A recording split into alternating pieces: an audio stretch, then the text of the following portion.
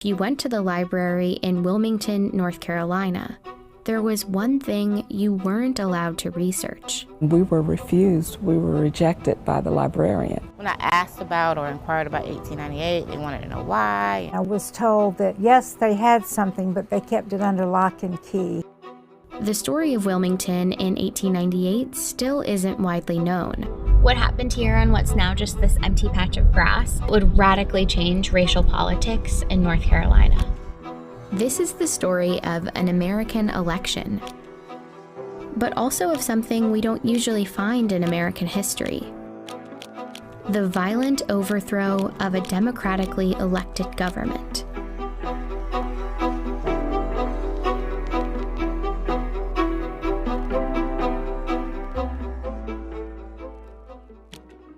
In the late 1800s, Wilmington, North Carolina was the state's largest city. It had a majority Black population, and historians today describe it as a rarity in the post-Civil War American South. Wilmington, prior to November 1898, was what the New South could be at the cusp of the 20th century. There was an unusual degree of Black prosperity. In Wilmington, there were successful Black entrepreneurs, doctors, teachers, but also Black elected officials. And for a time, that was true throughout the state. Take a look at the politicians on this poster of the 1889 North Carolina House of Representatives. Here at the bottom are Black Republican representatives, some from Wilmington. North Carolina also sent 4 Black Republicans to the U.S. Congress between 1875 and 1899. The Democratic and Republican parties of 1898 in many ways occupied opposite parts of the political spectrum than they do today. North Carolina populists joined up with Republicans to form what they called the Fusion Party. And in the elections of 1894 and 1896, the Fusion Party defeated the Democrats in sweeping victories statewide. Wilmington, with a large Black population and a local fusion government in power, would be a focus of their campaign.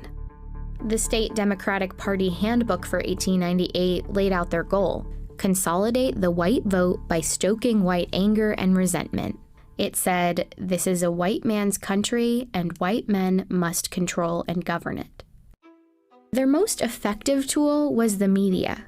One of North Carolina's biggest newspapers was a Democratic Party mouthpiece. It ran racist political cartoons throughout 1898.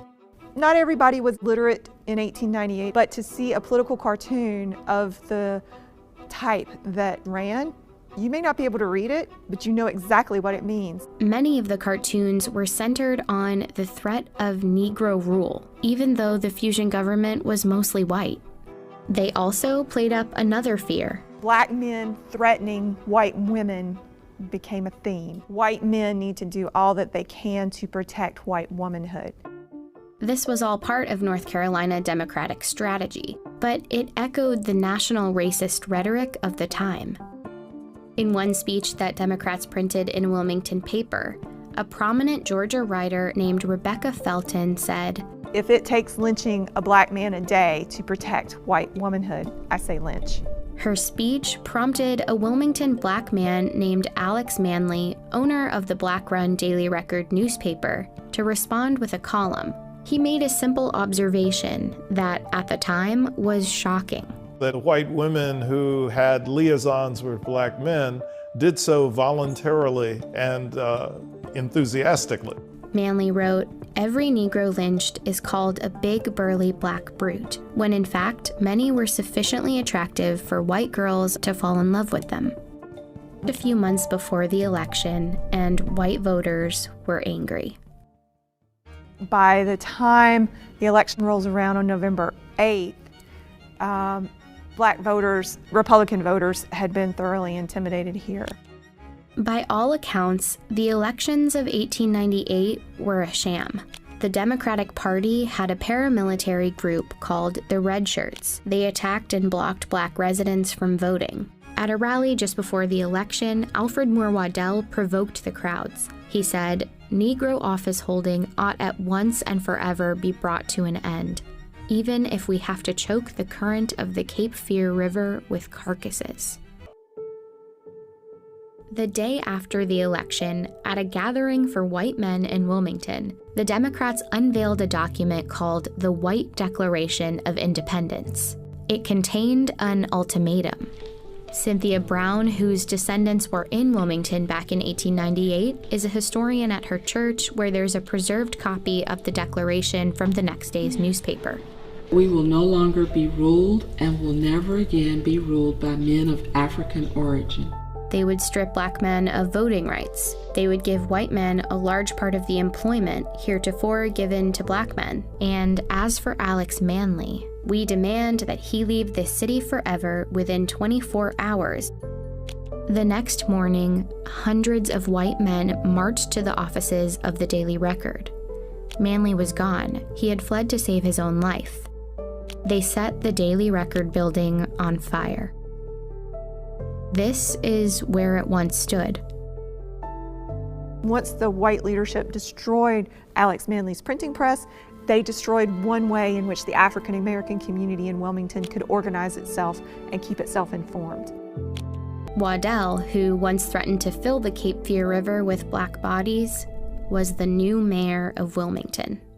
Meanwhile, the mob had grown to about 2,000 men, and the violence spilled into the streets. In these photos, X's mark where the first black residents were killed. The stories are that they were dumped into the river, and there are varying stories about how many people were killed. I see 40 to 60 clearly as fatalities as a result of the violence, but I think it was higher. Many black residents hid for days in the swamps and the wooded cemeteries in the city, including Cynthia's great-grandmother. And thousands of other residents fled Wilmington, never to return.